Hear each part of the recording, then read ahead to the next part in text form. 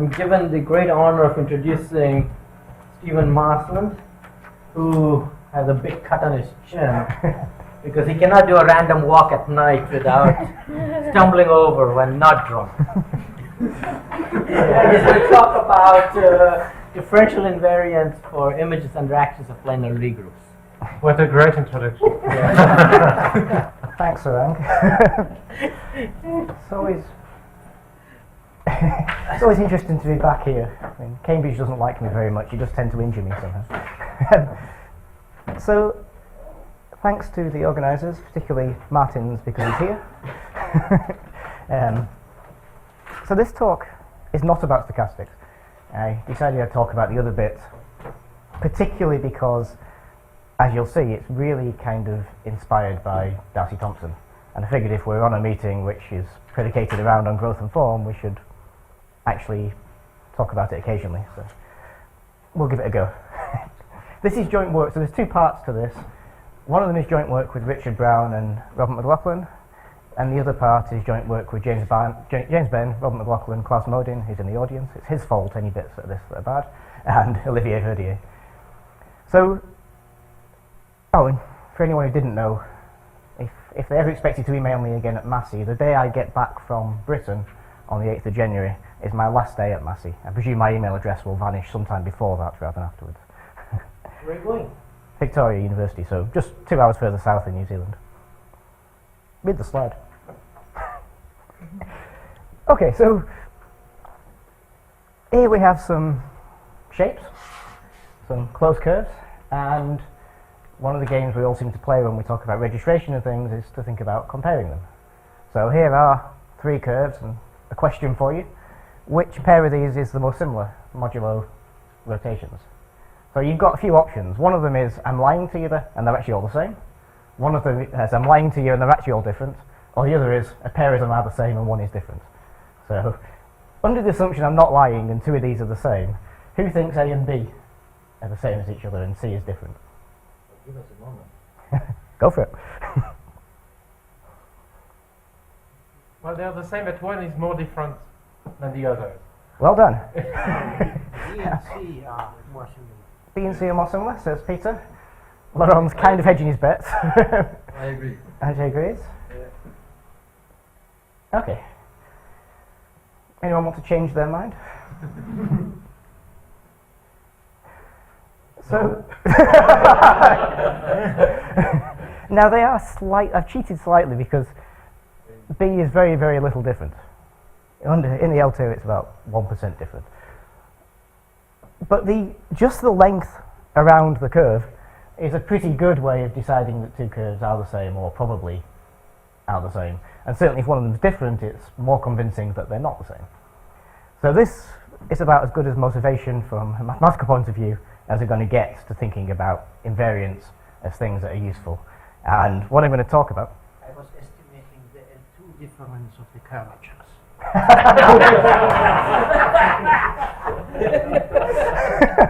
Do you want to come and do that on the board for us? I believe him. Yeah. So do I. Yeah.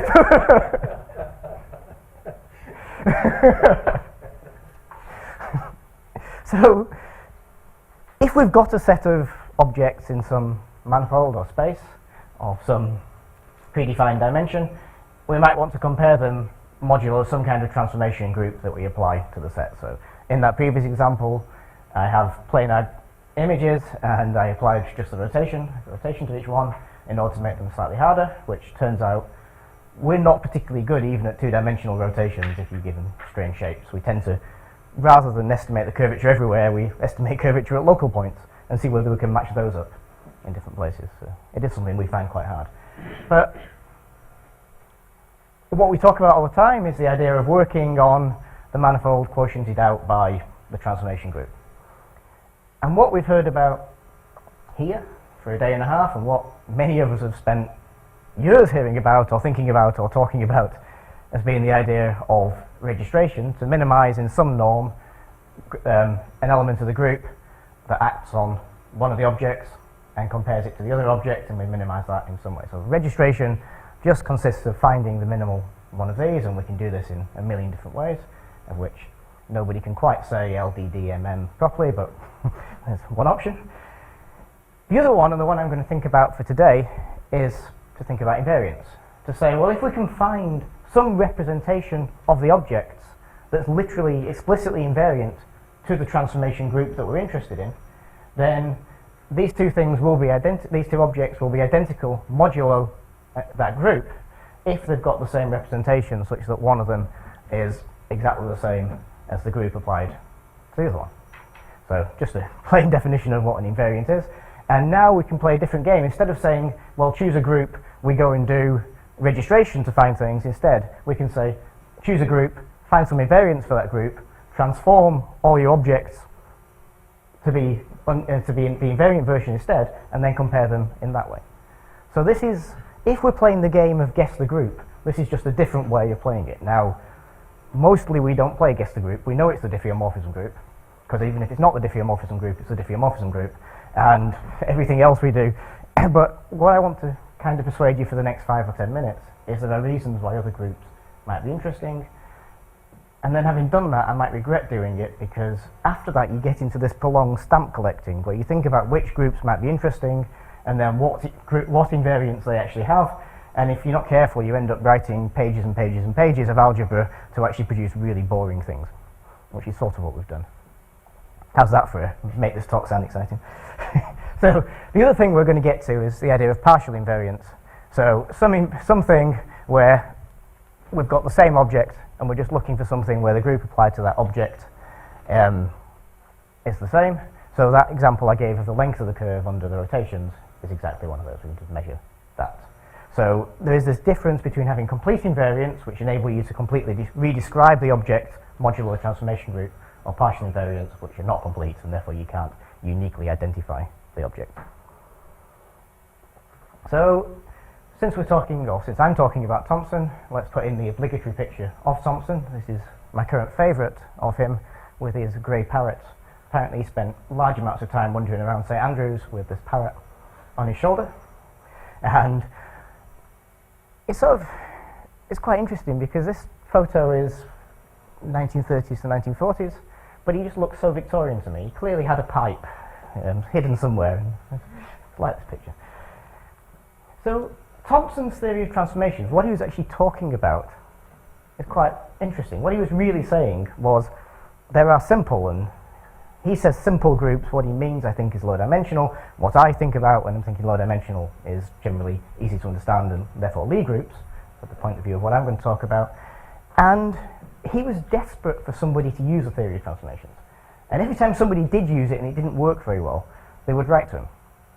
And he'd kind of write back with things like this. So this is a letter that he wrote to a Danish naturalist.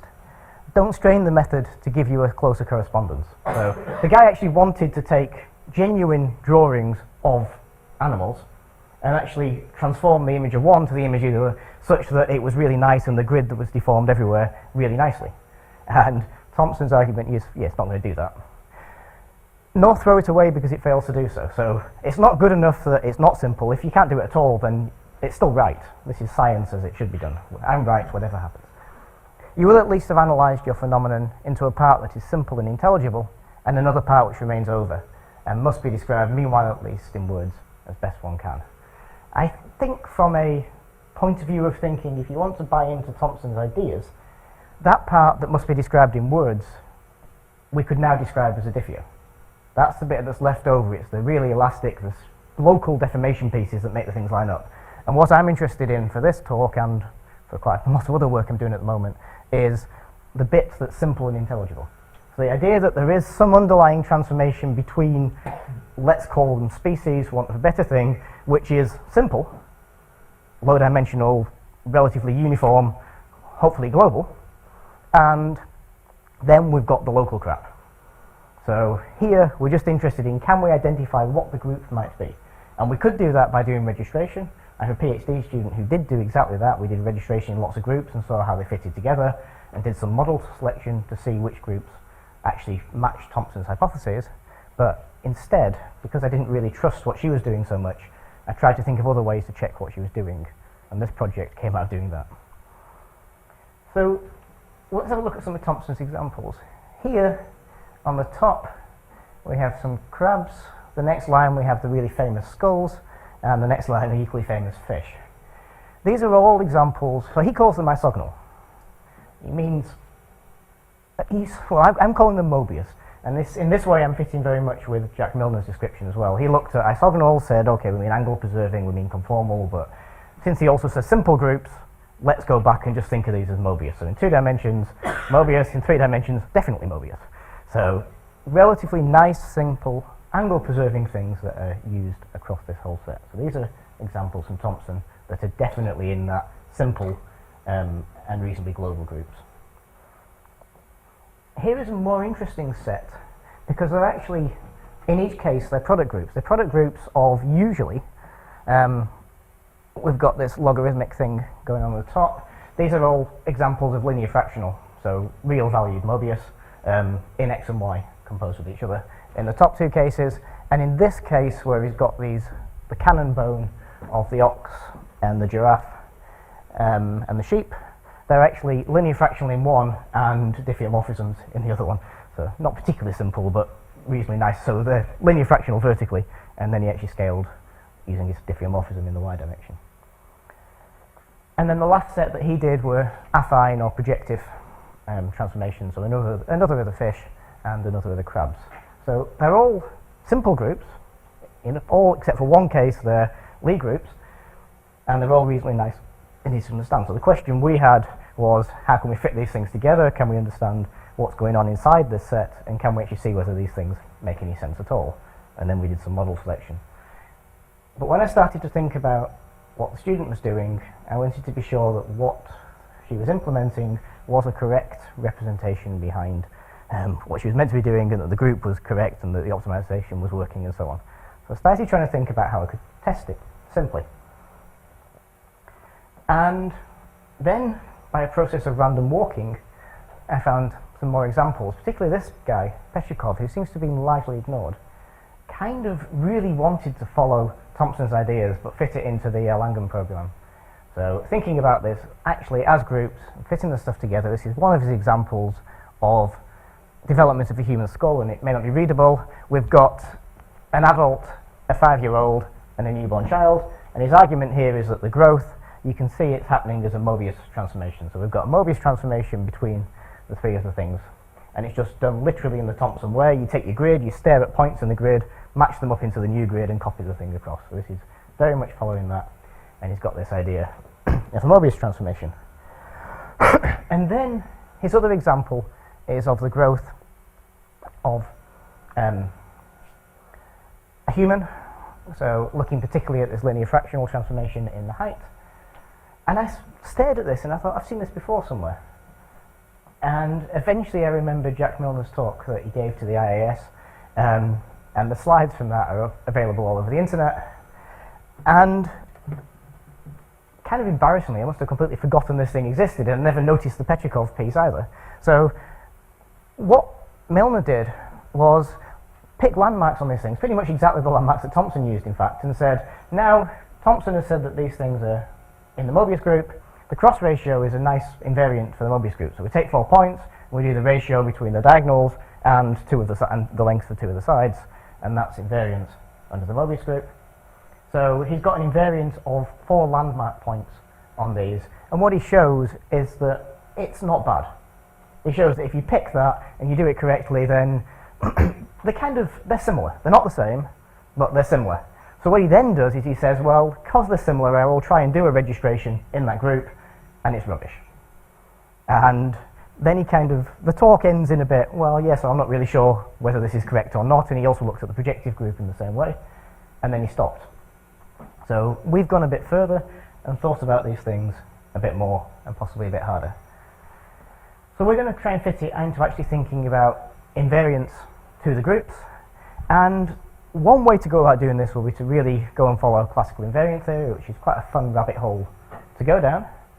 What you say is you look for each group, you look at the group action, and you look for a first fundamental theorem for that group action, which is just, you specify what kind of invariants you're going to have, maybe they're polynomials, and you write down a set of them, a complete set of those invariants, such that you can recreate every object modulo the action of that group. And there's lots of people talk about this, but if you actually go and look at groups and see which ones have these things written down, there aren't very many of them at all. So, in addition, it doesn't actually give you any of the guarantees that we really want. One of them is, we really want invariants to distinguish between the group orbits. The point of saying that these two objects the same modulo the transformation is that they should be in the same orbit of the group, and that's not what this theory is giving you. And the reason why not is written there. You can probably all read it. So,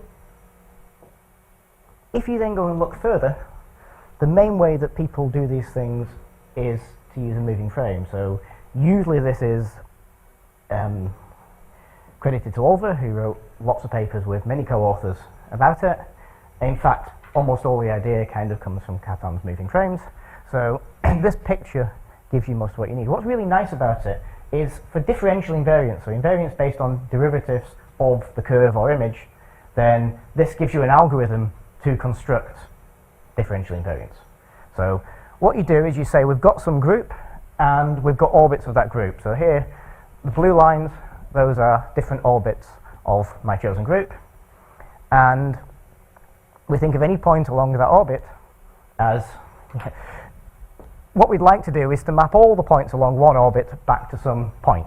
So we can say that's a representation of all the group elements on that orbit, then for a different orbit we do the same thing again.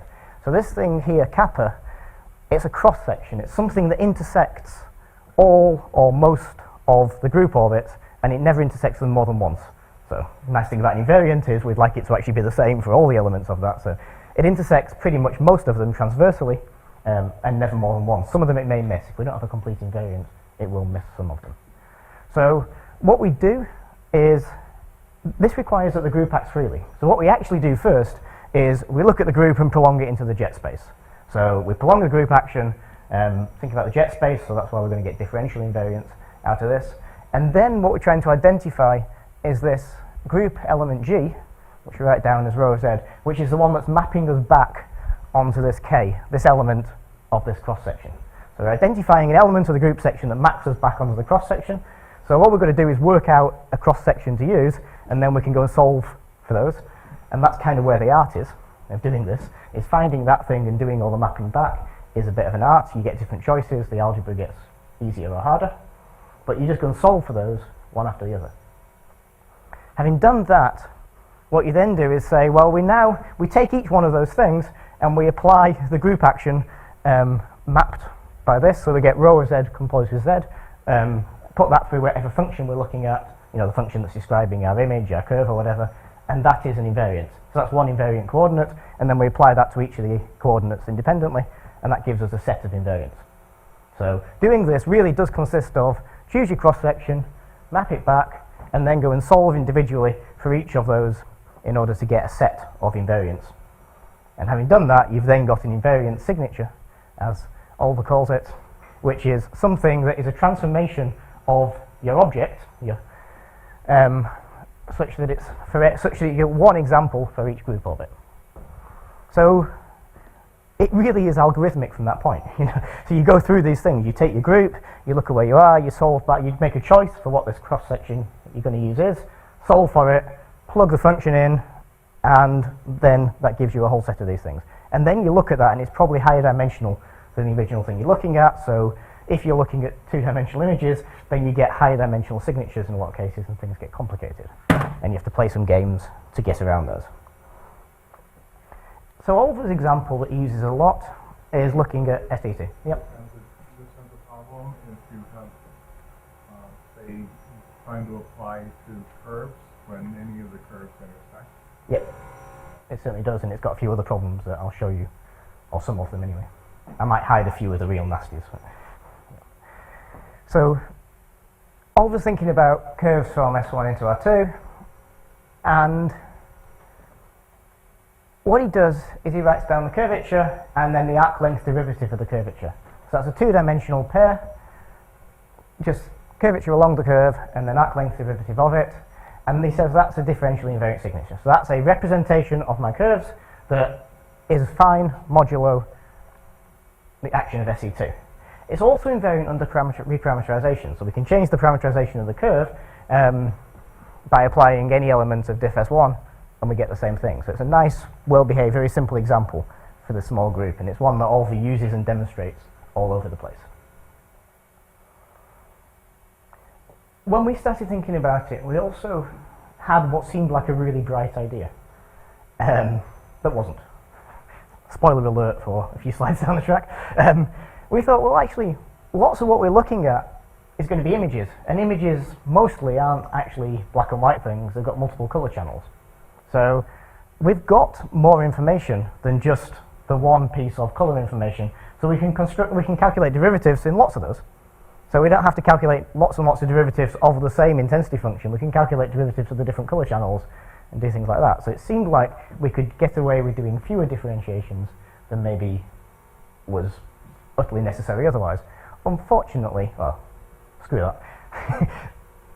Here's sort of, so just going back to one color again and thinking about it, if you just got the Euclidean group, the full Euclidean group, not the special Euclidean, then the set of the function itself, the Laplacian squared and, sorry, the gradient squared and Laplacian of the function gives you a differential invariant signature. So that's a three-dimensional set. So we take an image, two-dimensional thing, and we end up with a three-dimensional set of things, and that is then a signature. And in fact, if you look at those and think about how they come out, it's actually an inverse two-dimensional submanifold of R3. So we can transform this by taking one of them and dividing the other two, and that gives us a two-dimensional picture of the same thing.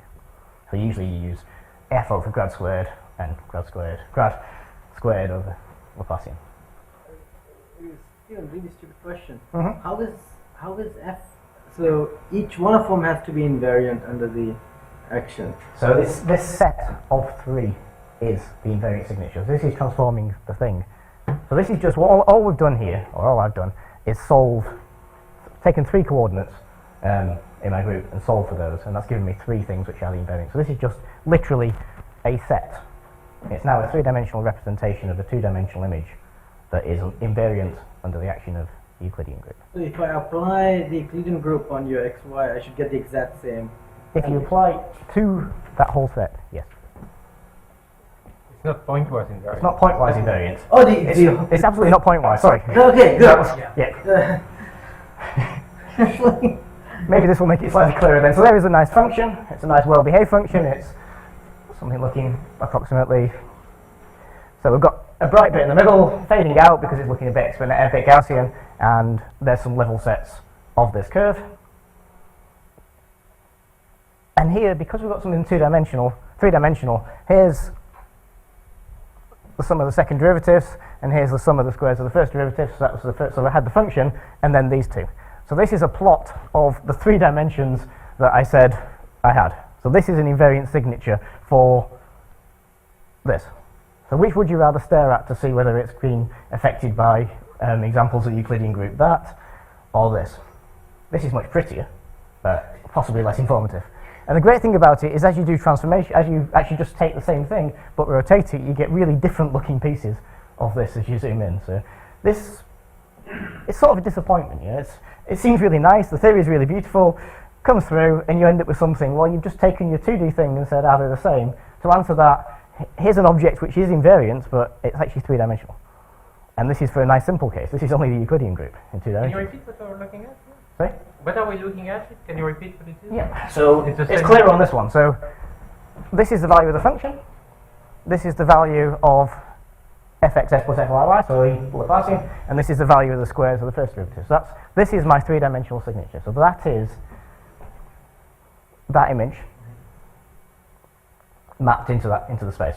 Yeah, but the third one, what was it? Was it the same as the Oh, second? so this is exactly the same. I've just rotated them. So Oh. there's the function. It's exactly the same one, just rotated to get a different view of the same picture. So how did you rotate them? They're in the same order. There's F and You're looking at some of from the top. squares, right? Yep. So that's what was there, and it's been rotated. Rotated, you didn't switch, you just rotated. Yeah, it's just literally rotated. Can you go back? Wow. I see. So this thing is the surface, right? That's It's a the point. full In a three-dimensional different surface, or size. two-dimensional surface in 3D. Do you have a simple example? I got a simpler example, yeah. Let me give you, what I'm going to do is just show you a couple more of them, and then we'll do some more examples. So, the moving frame method, I sort of said it before, let's show you what happens if you do it for this Euclidean group. So you prolong the group action, so we've got x maps to ax plus b for some matrix A. We take the function, we take derivatives of the function, so the first derivative of the function, so here I is either fx or fy, one derivative, and then fij. So, and then we could keep on going. We prolonged the group action into the jet space. Now, step by step, we're going to solve for each of those group actions to get values for what f should be, fi, fx, fy, and so on, through, which is the same as that cross-section. So then, when we've got that, everything else that's left over is the bits that are in the, you know, if you think about your manifold M as having m dimensions and your group as having r dimensions, we've got m minus r degrees of freedom left, those are the invariants. So, that's those pieces there. We could also do this example, because there is a first fundamental theorem for the action of the Euclidean group, and in that case, the invariants we get are the function fxx, fyy, fxy, and so on through this set. So, if we do it that way, we get this set here defining the object, so that's a complete invariant, i.e. we can reconstruct, but it's 4-dimensional rather than 3-dimensional. The version we found with the Euclidean, with the signature, is a 3-dimensional set. Here's another example of doing the same thing on SA2 instead, so a simpler example. And now it's quite funny because you find the invariants you find with this, you can start going down some really interesting rabbit holes as you go further down this. Not that I've wasted days of my life following it up, of course. So Bessel wrote down all the possible invariants of this up to third order. So no invariants of first order, 2 invariants of second order, determinant of derivatives, second derivatives of f, and this thing, 15 independent polynomial invariants of third order, and they just explode. As you go to fourth order, fifth order, they keep on growing. So join somewhere, so Bessel did this 1869, there is a series of people up to about 1910 who picked groups and went ahead and just calculated the crap out of things. I mean, they did this before Mathematica. It's pretty amazing, especially because it took me longer in Mathematica to do it than it probably did in the first place for them by the time we'd worked out all the bugs. But you do get lots of these things, and you can look at them and you can go and study what they look like. So there's an example of another one. Now notice the problem here is we've got some interesting stuff going on. This thing is folded back into itself, partly because I'm looking at it as a 2-dimensional surface in a 3-dimensional projection of the 4-dimensional object, which does tend to get interesting. So let's find some simpler examples. So here is about as simple as I could possibly make it. So what we've got is a picture of a neutron star. It's just a Gaussian decaying. It's in the top left-hand corner, and it's just decaying as a Gaussian by distance from there. So it's nice and bright in the top left-hand corner. It's going darker smoothly, radially symmetrically through the rest of the image. Here is another action of SE2, and hopefully you can see the grid that we've superimposed. The grid is just to show you what's actually happened to the image. So under this particular choice of SE2, we've got this rotation, so that our axes have gone like this. And here is the signature of that. So we've taken just this function, and we've plotted the signature, and what I've given you in yellow are the lines.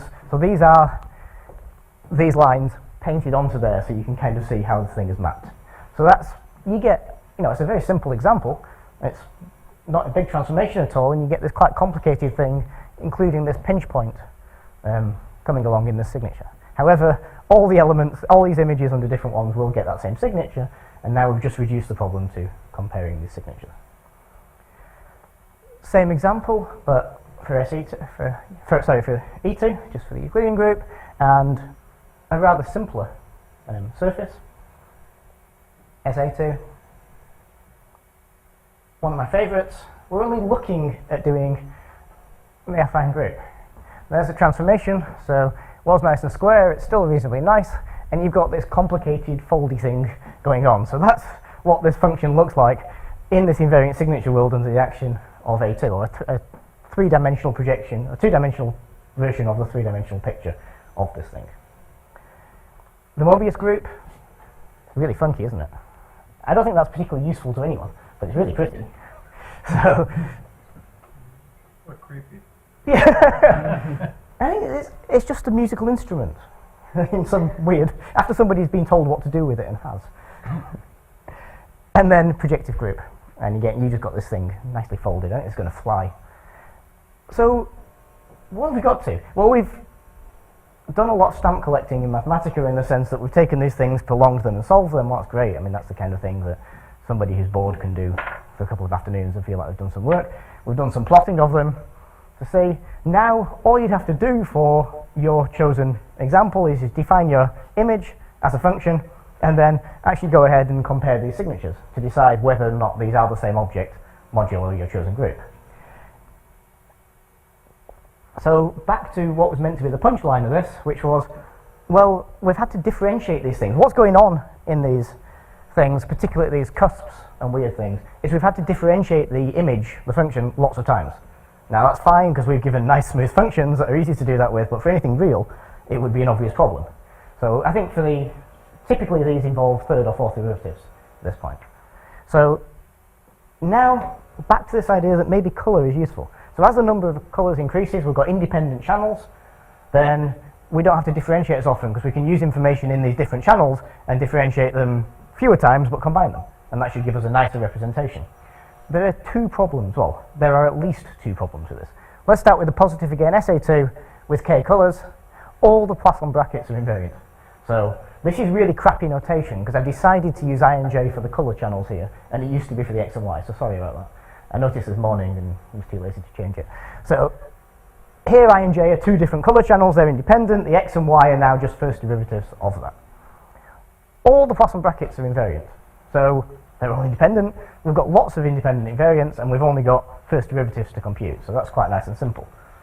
Unfortunately, because of the Poisson brackets, they're also invariant under the volume preserving diffeos. So it's great, isn't it? We've just said that they're invariant to SA2 by kind of an argument that says, well, because they're actually invariant to something way bigger, which holds SA2. So they can't be a complete invariant for this one. There's a symmetry going on. And you see that lots of times. You start looking at these things and you discover the invariants of one group are actually invariants of a much bigger group, then they can't possibly tell you how to reconstruct in the first group completely. There is, of course, a second problem, which is colours aren't actually independent. In images, the amount of red, green and blue you have isn't something that nice that says the red channel is completely independent of the blue channel is independent of the green channel. So you've got some coupling going on. So you have fewer channels than fewer independent channels and therefore fewer access to fewer information than you thought you did. So just to sum up where it goes, in theory then, if you can find them, here are the correct answers for how many derivatives you need under different numbers of colours. For some of the groups I've shown and some infinite dimensional versions that we may know and love, conformal diffeos, volume preserving, and the full diffeo group, which is not particularly positive, kind of for obvious reasons. So that's the first part of what I wanted to talk about. The other part was just to mention something which has only been mentioned once in this, because I guess it's gone out of fashion. I'm obviously thinking about things after they've gone out of fashion as usual. So let's think about currents. So what I've just done is say how to transform images or curves or anything you feel like into an invariant signature. So into something which is the same no matter which element of some particular transformation group you apply to it. That hasn't solved the problem of saying whether or not these two things are the same, because once you've got noise and all sorts of other crap added on, there's a problem. So one way to think about this is to actually do the matching between those invariant signatures. And that's what we thought was we could consider currents. So if we've got the images of smooth planar curves with orientation, then a current is just a linear function of the one form. So there it is, the current of... Yep. You keep saying we compare the objects, but you've never told us how do you actually compare these things. What? How do you want to compare those? That's my question. I can't think of anything anyway. Take two of them and just do sum of squares subtraction. Work. I'm about to tell you one way to do it, using currents. But you could do lots of them. It's just a surface. I mean, if they're the same surface, you subtract them and you get 0. You do that for images all the time, I'm guessing, where you say are they in registration if they're subtracted. So it's the same. So, other great thing about currents, though, is they're invariant with respect to reparameterization of the curve, and in fact they're almost complete invariants. So there are a few, the bad set exists, so it's quite small. And there is something else we can go and look at, which is the representer. So one form attached to, so we've got a current, which is the square brackets of the function phi, and then we've got this thing called a representer. So what we've got is an alpha, which is the element of h1, and then we've got this one form attached to each one of these things, which is a representer of that current. And now we can compare shapes. So this is back to one way to answer your question, Sarang, and this is how we got to. We can compare shapes by just using the operator norm of these things. So if we've got two shapes, can compute their currents and compare those. So that's how this started. And because that's invariant under the reparameterizations, it doesn't matter how we've done what the curves originally looked like, how we've got them into that invariant signature space. Yeah, because that was the problem before. You can't, because Yeah. it's as a set, so your parameterization depends on it. Yeah, absolutely. So that's the nice thing about doing this. Yes, and you that's need the to do point. something much more complicated. Absolutely. So here is Yeah. Oh, okay. How's it? Hausdorff works really well so long as they're not noisy. Huh? Yeah. Graph of what's the- okay. So what is a representer? Well, there's a curve. So the curve, the red line is a curve, and the representer of it, we've got this field. So all these things, just think of how they're defining how to move around this shape as you spread the thing out. So we've got a vector field, and we've got the shapes that it came from. So we then, I'm not the only person in this audience to have been thinking about currents, or indeed to have done some of these things, and I don't just mean class from that. So we then went to look at what there was and produced some theory, and in the paper we've got some descriptions of these, which in the interest of time I'll skip. The idea we've got though is we've got some curves, and we've got the recurrence of those curves, so each of those curves there, A, B, C, has been mapped into a point, and now we can go and construct and calculate distances inside that space. So we've got the distance between the signatures of these curves by looking at those, and we're doing that in the dual norm to these. So that's kind of the picture of this. One great thing about this talk was Robert McLachlan got really excited about TICZ, which he'd never noticed before. So he set himself the challenge of drawing everything in the paper in TIC, which has been producing really great pictures. So all the pictures in this half of the talk are Robert's. So those functions have some, those spaces have some very singular generalized functions in them. Yeah, they do. I'll kind of show you what we've done, and it might answer some of that, but it's certainly a problem. On the discrete side, and this is where we're going with this, is what we want to be able to do is compute this for some real genuine curves. So we've got a curve, just something from S1 into R2. We've got a current of it, defined that way. Now, if we've got a space of finite elements on S1 and a space of finite elements on R2, so the two ends of our curve mapping, then we can do a quadrature approximation and then look at the dual norm restricted to that space, which is partly getting around. So we're restricting it just to, if that's H1, we're just looking restricted to the dual of that. So this gives a nice way of dealing with and comparing distances between shapes, or for what I want to think about, comparing distances between these signatures. And it gives a particularly nice way of doing it because what you've got to be able to compute is the inner product between representatives in this way, and then just solve for the Green's function of this. So going ahead and doing the computations is dead easy once you've got the finite element space. And if you're lucky enough that one of your co-authors has one of the creators of Phoenix in the office is down the corridor from him, then life gets much easier. He was selfish enough to have a child somewhere in the middle of this, but it didn't slow us down that much. So how accurate does this get? So there's a curve, an oriented curve. We define some finite element grid and choose some representation. So piecewise constant elements of this, we know the integral dy, so just the difference between the y's, and the integral dx, just the difference between the x's on each triangle. So they define for us a perfectly good line segment through each of the triangles. It comes into the triangle somewhere, it leaves the triangle somewhere, so we can construct the difference in the x's, the difference in the y's, cheaply, quickly, and easily. And for any one that it doesn't go through, the answer is 0. So that gives us, instead of having our curve, we've now got these piecewise constant approximation to it going through each of the triangles, and they give us just nice line segments. So long as the embeddings are smooth, and so long as the mesh is fine enough, you can get the currents so that they're evaluating each thing, and they give you piecewise linear approximation up to second order accuracy, and there's writing this down isn't that hard. It's also not super interesting.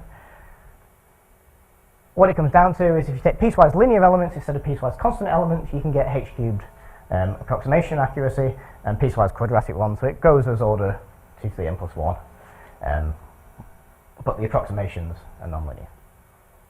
Now unfortunately on the other side, the convergence of the metric isn't quite so good, so having done that we went to go and actually measure what happens on the metric side of this.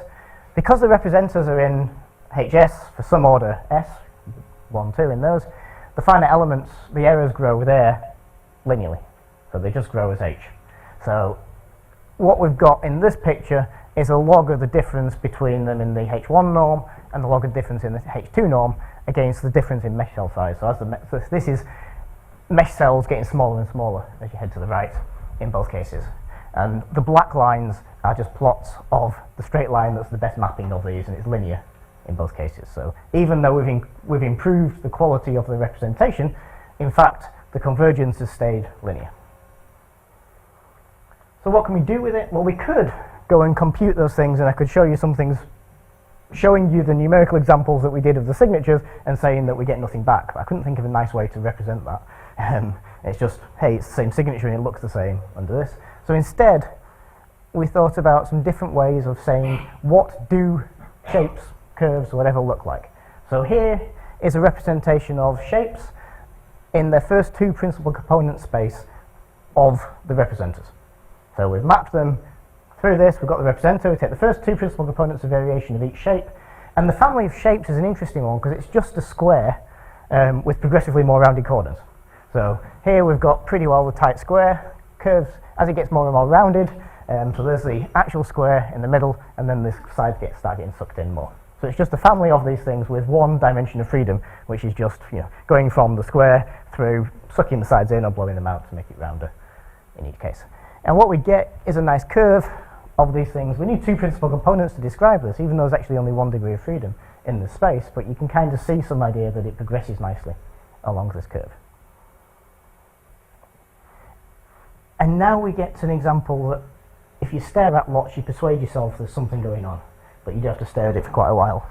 So this is 32 randomly constructed shapes.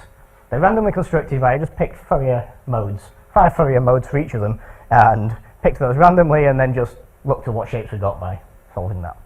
So here are 32 shapes like that, and this is them mapped into the space, this is them using the distance between them. We've put them into two-dimensional space in order to minimize so that points that are close together are close together.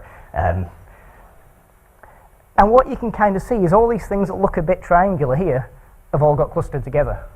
And all these things that are reasonably circular here have got clustered together. And when you look at things that are close together, they do appear to be close together. So this embedding of this does appear to have done the right kind of stuff. And as you look around, there are some oddities. I'd kind of argue that this might be more similar to these, but it doesn't have that kinky piece in it. And there's a few things like that, so it's not 100% clear what's going on, but it sort of looks like it's doing the right kind of thing if you stare at it for a while.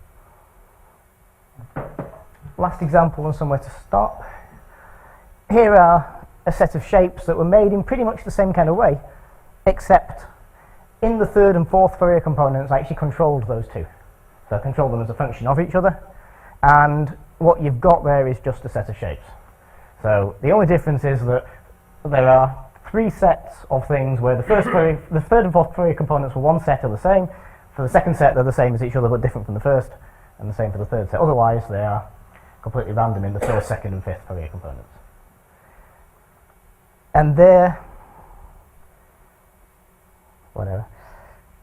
are the set of shapes after we've mapped them into this first two principal component space, coloured by what they are. So in fact, I was a bit lazy in the way I represented them, they were just in the 3 different sets. But this thing has done a nice job in the second principal component of actually doing separation between these 3 sets. So it is actually picking out something which is a description of how these shapes are varying, with no learning, no information, it's just looking at distances between them.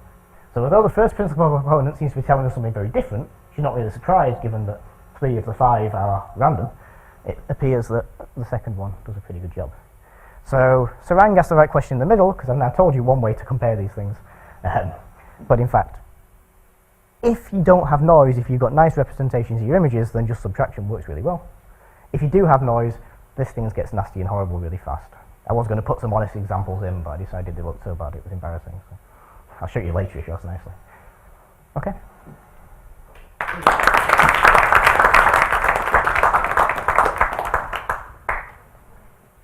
Okay, any questions? Actually, I want to make a small comment. I think that this is extremely important, and I think that what would be really, really good is to connect all these analyses to, let's say, biology. Because it is not clear in biology what is the proper distance between things. Like, you might think that the geometric natural metric in some space gives you distance between objects. Yep. But you really want to know the functional distance. And so it would be great to connect actually the functionality that is close to each other to the proper metrics. I think this will be, in the next years, will be extremely fruitful area where we try, like in physics, to understand what means two fields to be close. Yep, absolutely. I agree. I think it's really important. And have you seen the movie Arrival? No. So you guys should see it, so those who haven't seen it. So there is a language that aliens use that is based on shapes. And it was developed by Steve Wolfram. Right. And the yen is oh. So, yeah, Laura. Returning to the images, did you try to also include the invariants with respect to change in the gray level? So for one color. So no, we didn't. And would you get you would get fewer invariants? You'd get fewer invariants, you would, yes. But we're kind of, we looked for just the simplicity under the group action. How do you know the moray? Oh, The, yeah. If you compose with the monotonic function. Monotonic functions. Change of gray level. Up to the composition, yeah. Yeah. So no, we haven't, but we could. What's the wise? Yeah. And If you do think this kind of thing can be applied for example, when you take a cancer tissues and differentiate and take a look at what kind of shapes have a cancer, the degree more it's rounded, like good cells, and more it gets, I don't know, like with corners, it's more aggressive. And I know that this kind of analysis we are done basically manually with the microscope, and there are no software who is doing this can be applied for such. I probably wouldn't try and do it this way. I think there are things you could do. I mean, just looking at outline things and arc length derivatives along those would give you some information, but I'm not sure this would be a particularly useful way to do that. I mean, to differentiate between, let's say, bad cancer cells and good, and let's say not aggressive. Good cancers. One. Not good, not aggressive one and aggressive. Sorry, that's actually much more like the previous question, really. Is there a nice metric that will give you that differentiation? So there is no. That's why I'm asking. These shapes. yeah, Things. if you can give me a set of those, we can ask that question, that kind of question. Yes. Yes, I have two questions. Yep. One is, what is the relation of this work with the work of Peter Olver himself for curves that he did some time ago for image recognition, things like that.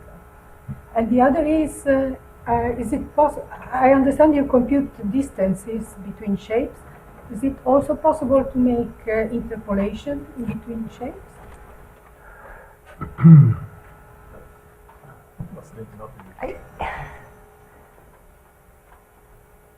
Let me answer the easy one of those first. So, for the first part of this, what I've shown you really is following Olver's idea.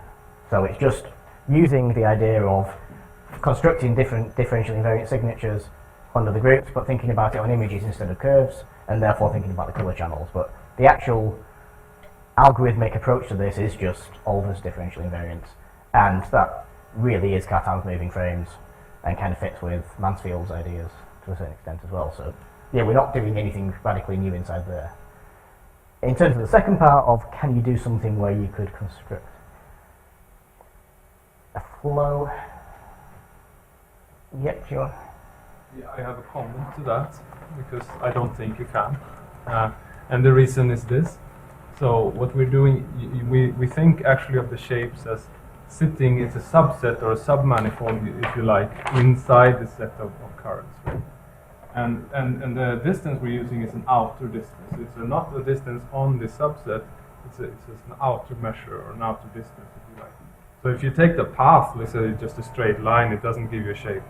So here's, actually it's explicitly on here. I mean, there's the, that's the outer distance, that straight line across is what we're measuring.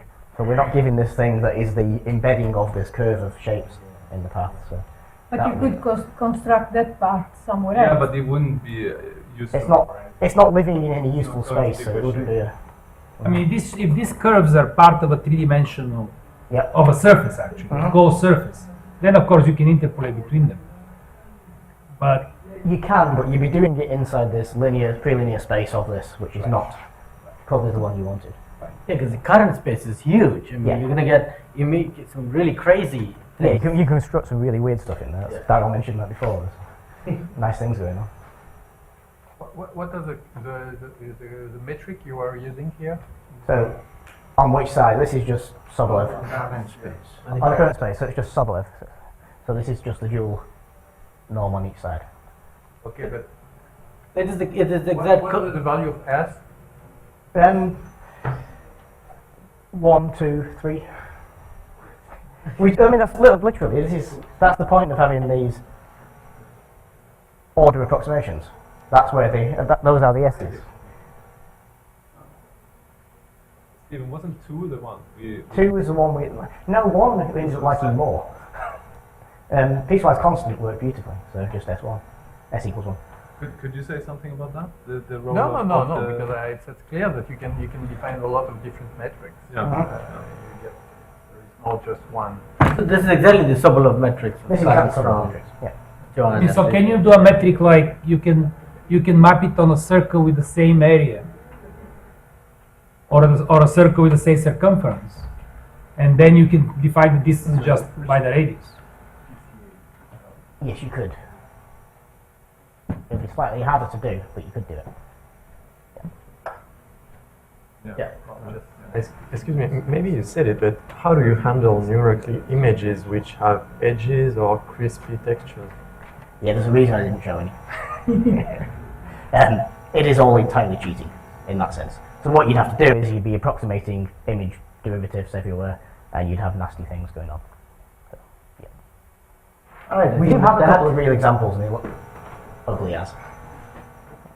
With that, let's thank the speaker.